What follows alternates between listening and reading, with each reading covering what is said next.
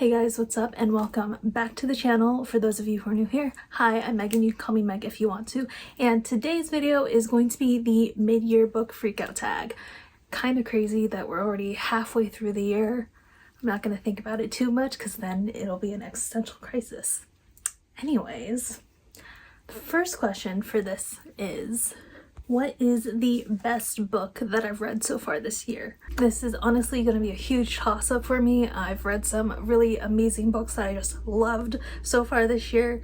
Right now I'm trying to decide between Shadow and Bone by Leigh Bardugo or The Deal by Elle Kennedy. Both series I love so much.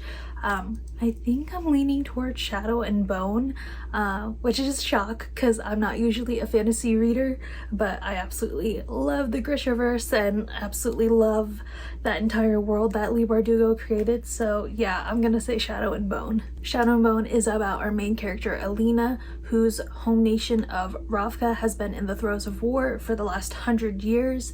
And while Alina thinks that there is nothing special about her, she's just this orphan girl who is a cartographer in the army. One day these powers are awoken in her and she becomes this chosen one who people say is going to save Ravka. It just had that perfect combination of like fantasy and romance and action and adventure and magic that just made me keep wanting more. And as I went further on in the series with Siege and Storm and Rune and Rising, I found myself getting so much more attached to these characters that I've come to love.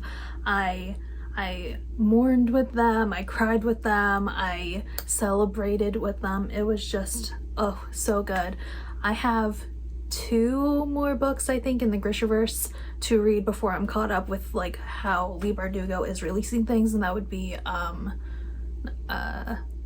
Rule of Wolves, which is the second book in the spin-off series. The first one is King of Scars, and then Language of Thorns, which I think is kind of like an anthology of some sorts. So yeah. But obviously, again, I love the Grishaverse so much. And I am watching the Netflix show. It's slow going. I was good for like the first season. I was binge watching it, but then I started watching season 2, but then Bridgerton season 3 rolled around, and then I started watching New Girl, which I'm like so into right now. So it's slow going, especially because I know how it ends and there's no season 3, so like I'm not in a rush. But yeah, long side note over. On to the next question, and very fittingly the next question is the best sequel I read so far this year. Interesting, because the first 2 books I mentioned were actually part of series, and I think that's gonna have to go to The Score by Elle Kennedy. This is the 3rd book in the off-campus series. Again, I love this series so much. I feel like I've been gushing about it during my reading wrap-ups because I blaze through the series, but oh, it's so good. So the off-campus series is about 4 roommates who live in an off-campus apartment, and each one of them gets their own book, plus the 5th, which is kind of like a novella where a couple of chapters are dedicated to each couple from each book. This book in particular is about our main character Allie Hayes, who is just getting out of a 3-year-long on-again, off-again relationship, and she ends up falling in love with Dean De Laurentiis, who is the campus-wide known man whore, for lack of a better term. He is the campus ladies man, and he really doesn't see any problems with how he hooks up with lots of women across campus. And he doesn't really want to change his ways until he meets Allie. The relationship starts off as a friends with benefits sort of thing, and then it kind of spirals from there. And what I loved most about this is their banter. I think Elle Kennedy does banter so well, and not to be cliche and stuff, but like she changes him, which I know like it can be done in the wrong way, but this was done in the right way. And I keep thinking of this one scene that I always go back to when I'm thinking about this series, where Allie's friends and Dean's friends, they don't know they've been hooking up, but then Allie one night asks for Dean, and Dean rushes over and he calls her baby, and just because in my head he goes, maybe, in front of everyone else, and I'm just like, okay, you got me there. You got me there. So, oh, I want to reread this entire series. But like the score specifically, I love so much. The Deal, I think, is my number one, but then number two would be the score. Again, just because their chemistry, ooh, it just oozes off the page. I can't even be coherent about this book because I love it so much and I don't want to give things away. But yeah, best sequel, I think. The next question is a new release this year that you want to read but haven't gotten to yet, and that has to go to Funny Story by Emily Henry. I actually just got this book for my birthday not even a couple weeks ago, a week ago. And Emily Henry is one of my favorite romance authors. I just read Happy Place last month, 2 months ago, last month, I don't know, 2 months ago, whatever, doesn't matter really. But I love her writing. Happy Place, it threw all of my personal problems at me with this book, but I love Emily Henry's writing. I can't wait to get to this one. This is a fake dating romance that all starts when our main characters, Daphne and Miles, their ex-partners, end up realizing that they're in love with each other and they get together, leaving Daphne and Miles stranded. So they end up becoming roommates, and in an attempt to get back at their ex-partners, Miles and Daphne post some misleading pictures on the internet to make everyone jealous. I'm super excited to read this. I've heard really good things about it, and I heard that people like Funny Story more than they liked Happy Place. My feelings about Happy Place, it's like Emily Henry took all of my life problems and kind of threw it back at me with Happy Place. And while I enjoyed the book, I found it hard to rate it because of that. So I'm wondering if I'll like Funny Story more than Happy Place. Either way, I love Emily Henry's writing. I will read every romance book that she releases. So I'm probably gonna get to this soon. I started a fantasy book because the book that I just finished was romance, and I like to switch up genres, so maybe this will be the next one. And speaking of new releases, the next question is, what is your most anticipated release for the second half of the year? And this has to go to The Pairing by Casey McQuiston. Casey McQuiston is one of my favorite authors of all time. I collect all of their books. Like, I have multiple editions of Red, White, and Royal Blue. I have 2 copies of One Last Stop, and I have 2 copies of I Kiss Shara Wheeler. So to say I'm a fan is an understatement. And they've actually been posting a lot more about The Pairing on Instagram because its release date is August 6th, though it's coming up really soon. And every time I see Casey McQuiston post, I get more excited because it's giving very much Wanderlust vibes, which I love. The Pairing is about our 2 main characters, Theo and Kit, who have broken up, and when they see each other again, it's been 4 years later, and they just so happen to be on the same European vacation together. And because there's nothing in between them after all of these years, they decide to make a competition with who can sleep with more people than the other. The premise of this just sounds so hilarious, and I know Casey McQuiston balances the hilarious with the heartfelt really well, and just the setting being Europe, I think it's gonna hit all of the marks for me. I'm anticipating it being a 5-star read. I'm going to be very shocked if it's not. August can't come soon enough. I'm so excited to get my hands on this book. The next question in the tag is, what has been my biggest disappointment so far this year? And unfortunately, that has to go to Last Night at the Telegraph Club by Malinda Lau.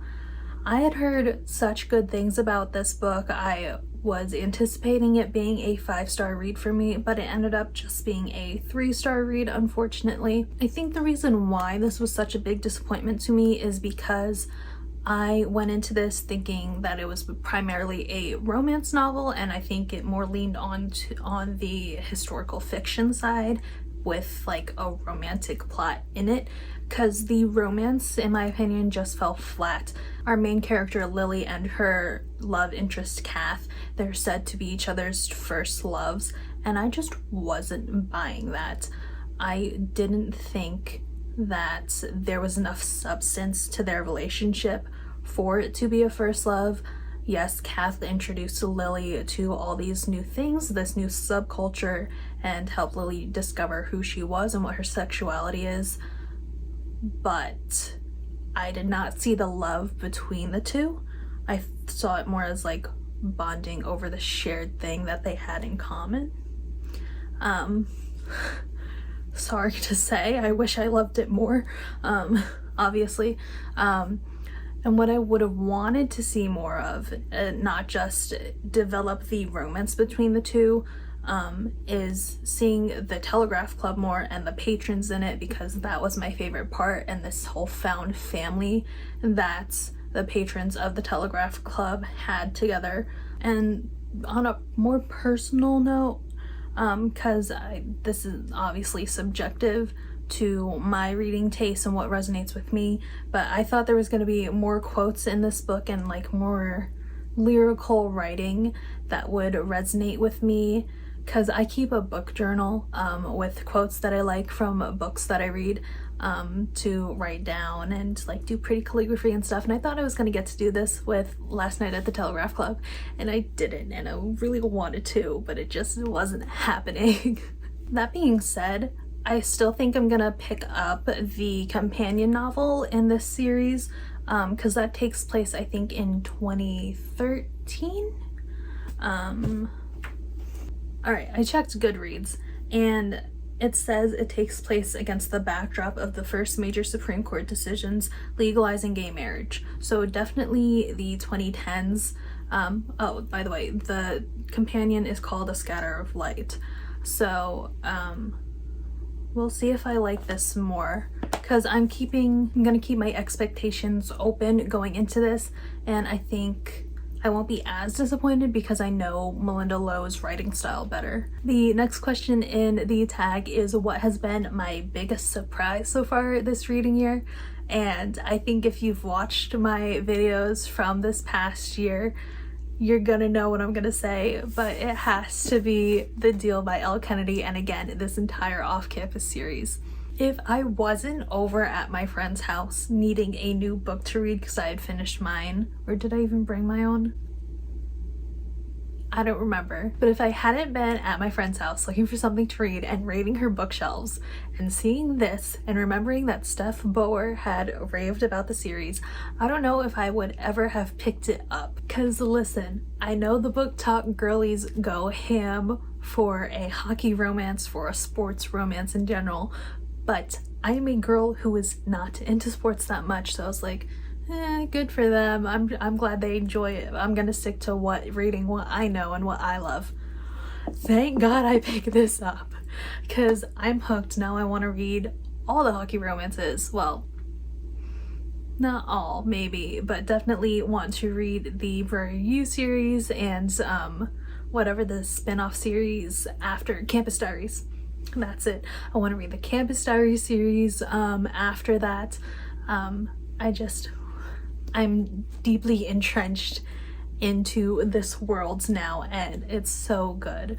And like, I am a slow reader when it comes to series. I'm trying to be better with it this year, as you can see with me reading the entire Shadow and Bone trilogy and then subsequently King of Scars.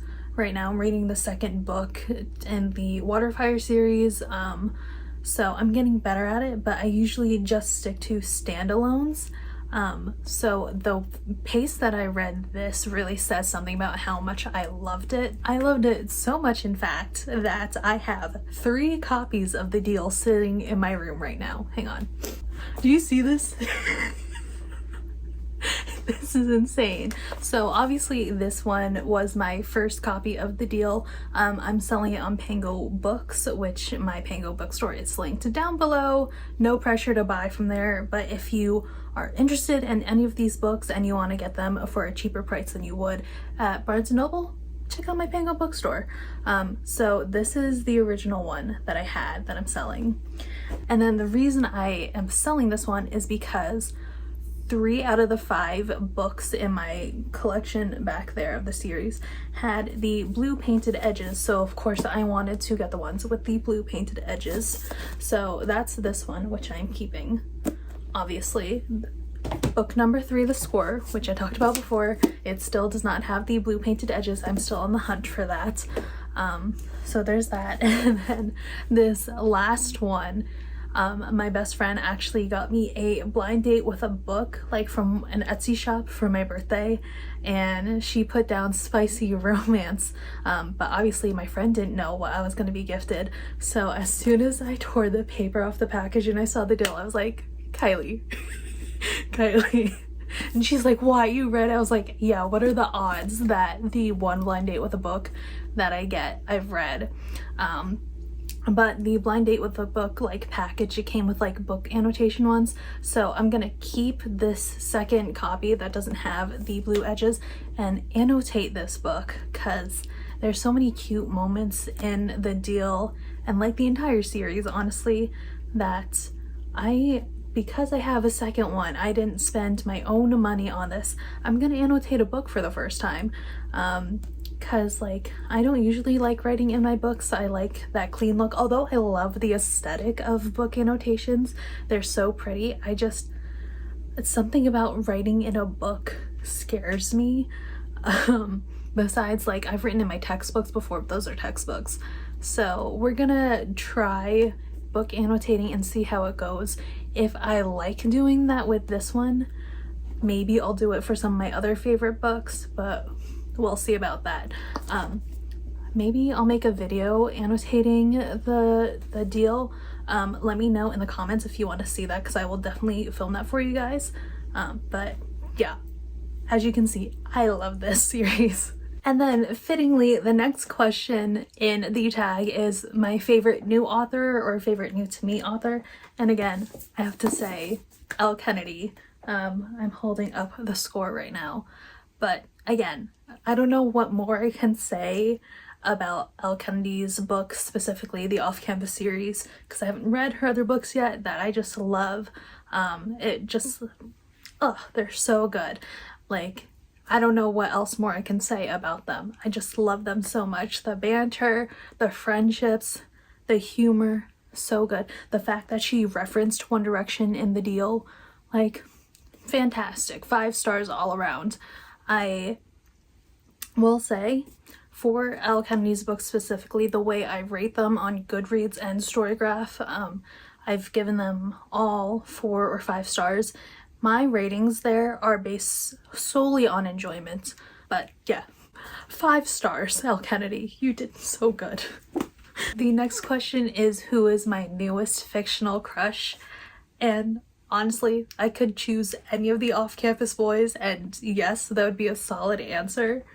But in an attempt to shake it up a bit, I have to say that I found myself falling for the Darkling along with Alina. I know he's a bad guy, but I fell for his charm so hard in Shadow and Bone. Like, I was right there with Alina falling for him, and I wanted him to change. I wanted him to see the wrongs of his ways, but of course that didn't happen. And now that I'm watching the Shadow and Bone series and they casted Ben Barnes as the Darkling, and I've been in love with Ben Barnes since I watched The Chronicles of Narnia Prince Caspian, it's just, I'm falling for him all over again. And like, if not bad guy, wait, no. And I'm like, if bad guy, why look like this? Yeah, honestly, I don't get fictional crushes on book characters the way I do for like TV or movie characters, because typically when I'm reading about these book characters, I want them to be with their love interest. I'm like, I don't want you for me, I want you to be with her because you're perfect together. But if I had to choose, because he's a bad guy, Darkling no, off-campus boys yes. I love how protective they are of their girls, and like how if one guy's girl is in trouble in any way, the boys will rally and protect her, and that's so hot. It's so hot. So yeah, there's my answer. It's a non-answer, but it's an answer.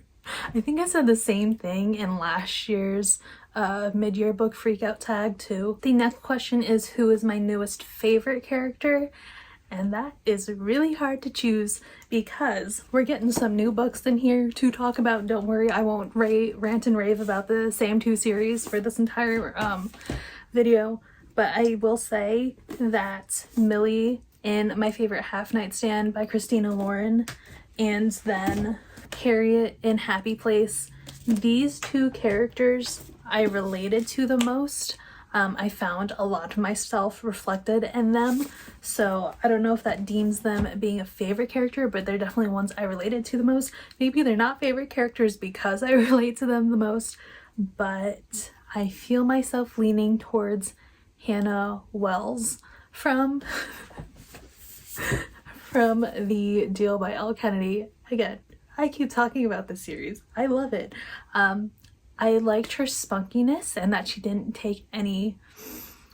really take any shit from Garrett, and gave him a little kick in his behind, because I definitely love a little spunkiness in female main characters.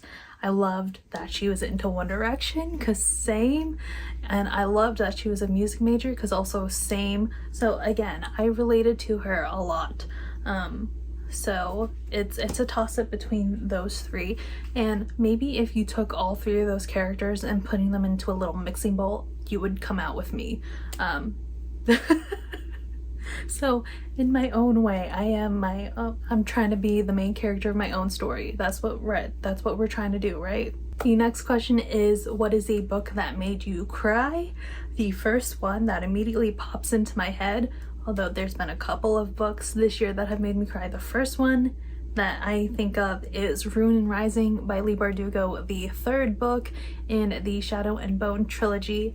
I will not say why, because that is a vital plot point, but I saw it coming from a mile away, and then when it happened, I was still sobbing my eyes out. And I even recorded a little bit for you guys. I think it's in this video that I will put in like a little tag right up there. It was not a fun time, but everything ended up being okay in the end. I also did cry during My Favorite Half Nightstand at the end as well. I wasn't expecting to cry reading this, but there I was in bed at 2 or 3 in the morning, crying my eyes out to this one.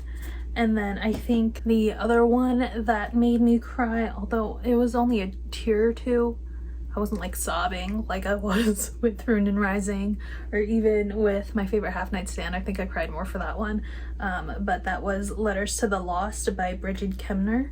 That deals with grief, which I relate to a lot, so obviously I was crying during that too. It was a good release though, you know, when you just need to have a good cry.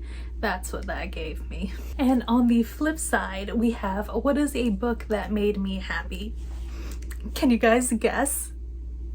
What have I been talking about for the past who knows how long this video has been going on for? Obviously, I'm gonna say any books from the Off-Campus series.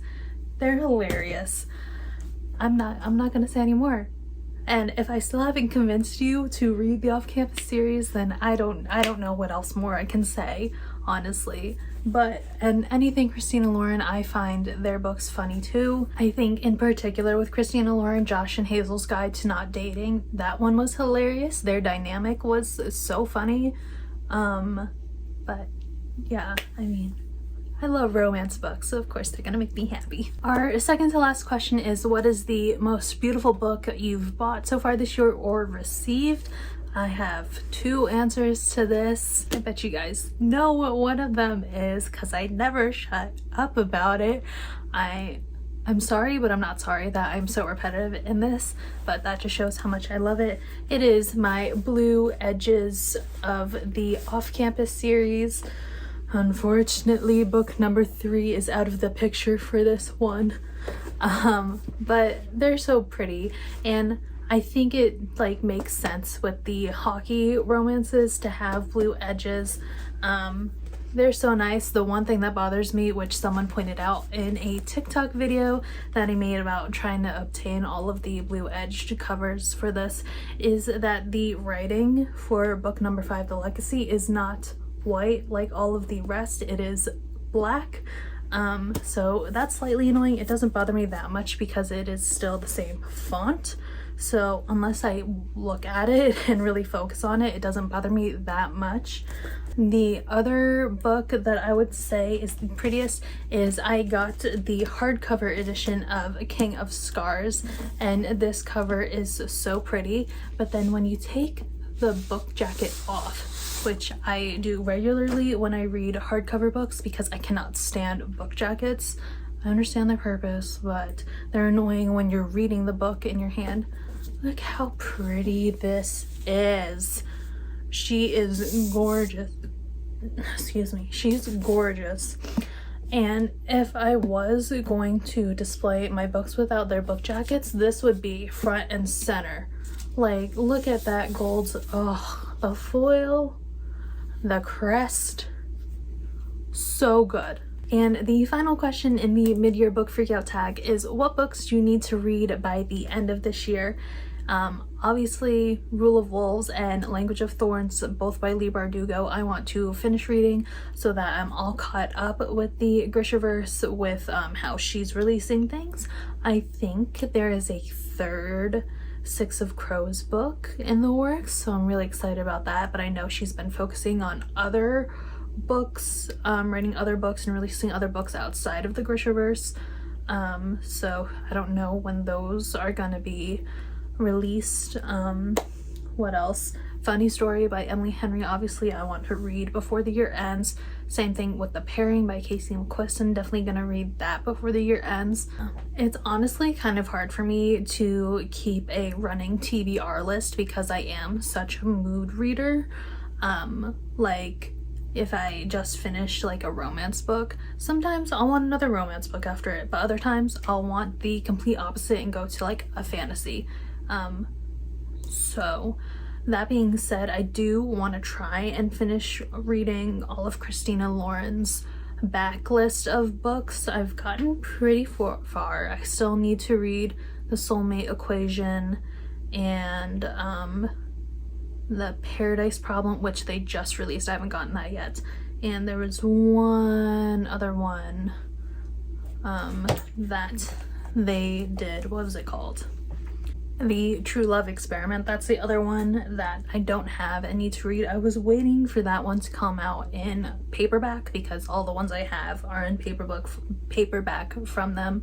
They also have their like more spicy romance books with the Beautiful Bastard series, and is there another series they have? Wild Seasons, that's another series. I haven't heard anything about those, but so far I just want to finish reading their standalones and then maybe try and get into their romance series. There is also a ton of fantasy series that I have said I wanted to get into and read that I just haven't had the mental energy to put into reading them yet. I want to catch up with Heartstopper because I haven't read the latest volume for that, and I also have the 2 novellas that were released that I haven't read yet, so I think those are priority compared to my fantasy series because I do still have 2 in progress right now. Again, this is being a mood reader. I'm like, which ones do I have the mental energy to do now? But yeah, that's like kind of my running TBR list. You guys will see more of the books that I need to read when I do my bookshelf reorganization, which I do plan on filming this upcoming week. So that should be out soon. Stay tuned. Hit that subscribe button if you don't want to miss that video. It's going to be a good one. But I think that is it for this mid-year book freakout tag. I hope you enjoyed it. And if you've made it this far, thank you for bearing with me with all my ranting and raving and loving of the off-campus series and Shadow and Bone. Obviously, those are my 2 big loves of this reading year so far. If you want to see more of me, all of my social media will be linked down below. Other than that, I hope you have a wonderful morning, noon, night, or day wherever you are in the world, and I'll see you in my next video. Bye!